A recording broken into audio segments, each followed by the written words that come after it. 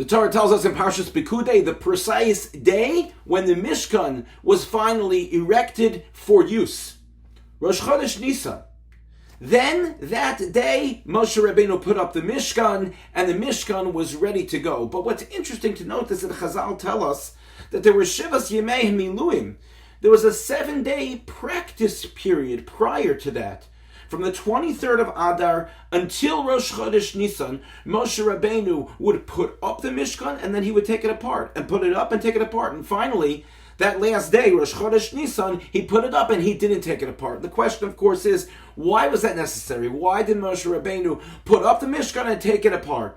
So there are a number of different explanations, and the Beis Yisrael Zatzal heard from his father, the Imrei Emes Zatzal, something very significant that Moshe Rabbeinu was trying to teach Klal Yisrael. Before the Mishkan was put into place, he was trying to teach Klal Yisrael that even if there were to come a time when the Mishkan would fall apart, they should not lose hope. And he based his explanation on the pasuk in Mishlei that says, Ki sheva yipol tzadik v'kam. That there are 7 times a tzaddik could fall or a tzaddik does fall, and yet the tzaddik still gets up. As if to say that if the Mikdash were to be destroyed, the Mishkan, the Mikdash, 7 times, it would still be able to be erected once again. And that, the proof, was how Moshe Rabbeinu took down the Mishkan to show Klal Yisrael, look, don't give up hope. If the Mishkan is destroyed, if the Mikdash is destroyed, it can come back. But there is an even deeper lesson, not necessarily on a communal level, but on a personal level, about our own Mishkan, about our own Mikdash. We all make mistakes in life, personal mistakes. Sometimes we pick ourselves up and we're able to continue with strength, with determination, and then we fall again. The pasuk in Mishlei is saying to us, Sheva yipol tzadik, even if it happens again and again and again, we can still get up.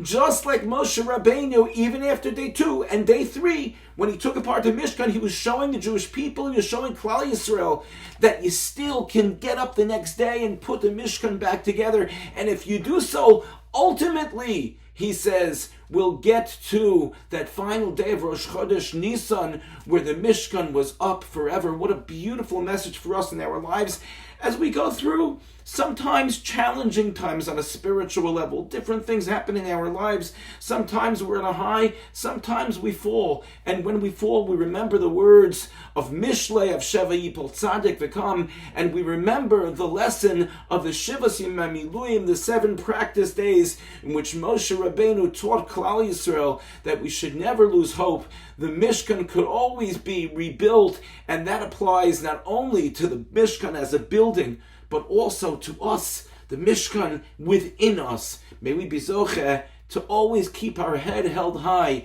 and even when we fall, to remember we can always get back up, just like Moshe Rabbeinu brought the Mishkan back up during his Shivas Yemei Miluim. Thank you for listening, and have a good Shabbos.